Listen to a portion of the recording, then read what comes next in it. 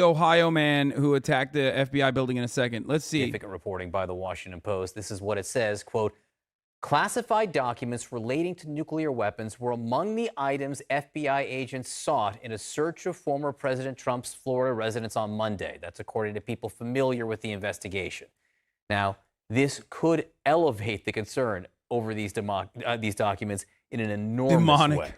Joining us now is Washington Post intelligence and national security reporter Shane Harris. He's part of the team that broke this story. Shane, thank you so much for being with us. Just explain more what you and your team found here.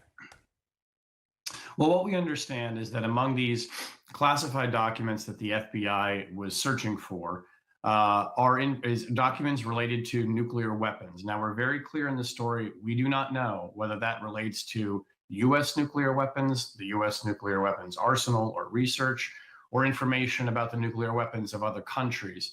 But what we do understand is that this information, which would in any instance be among the most tightly guarded secrets in the U.S. government, appears to have caused sufficient concern that it helped motivate this extraordinary search at the former president's. Now, this is still speculation, which is why I said Trump stole nuke details, question mark. This part has not been covered yet because obviously top secret details within those documents, regardless of the warrant being released, is not going to be mentioned. They just have classified it as top secret details. Here are the seized documents. You can see them right here. Okay. Here's the receipt of the property that they retrieved from the house, Mar-a-Lago, Trump's house, also known as the White House of the South. Okay. One of the funniest parts is the executive grant of clemency regarding Roger Jason Stone Jr.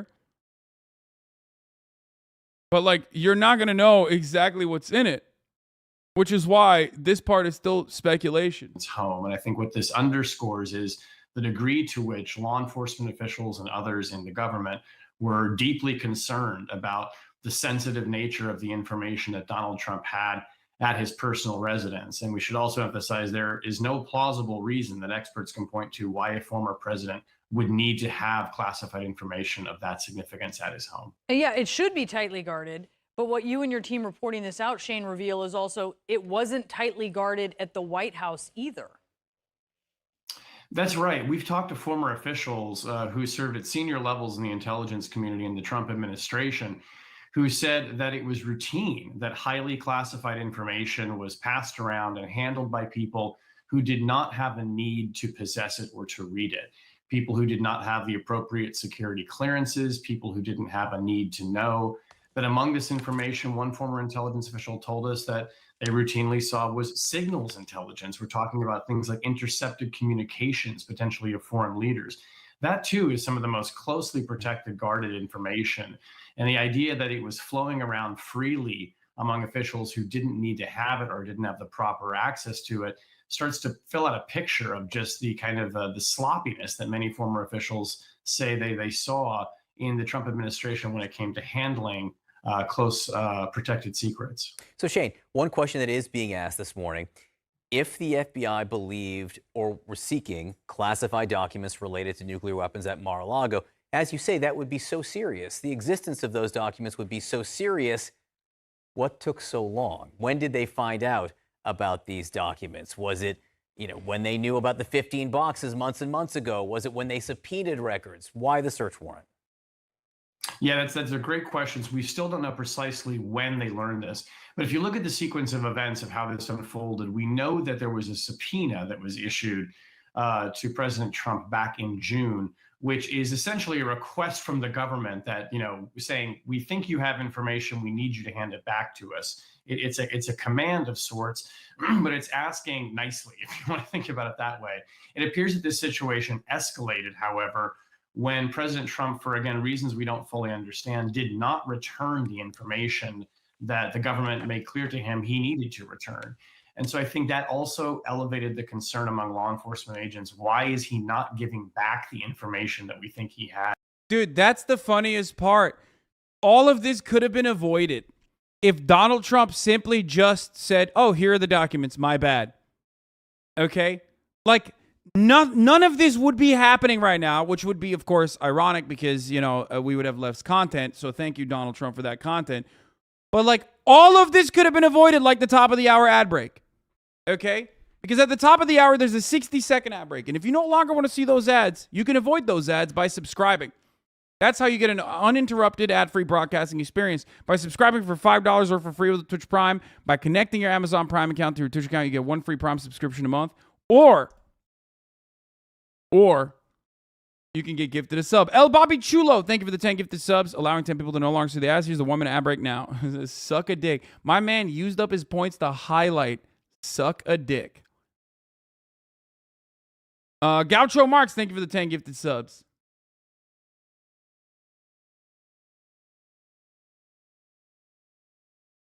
Joe Biden's bike pedal, thank you for the 5 gifted subs.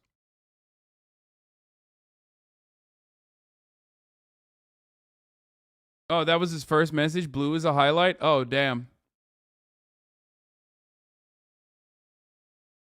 Fighter from Mars, thank you for the 5 gifted subs. Anyway, let's continue. That we're telling him he needs Official to get back Magnus, to thank you us. for the 5 gifted That subs. in any event would cause significant concern if someone who had classified information in their possession was refusing to hand it back. When it's Thank you for the 5 gifted subs. president, the political and the legal implications of that, we're seeing them play out right now, and we can see how Chat, I know what the age demographics look like in here. You are not allowed to be behaving like this right now. The way you're behaving right now, all of you writing suck a dick in the chat, highlighting it. I know all you motherfuckers are white weebs that are over the age of 30.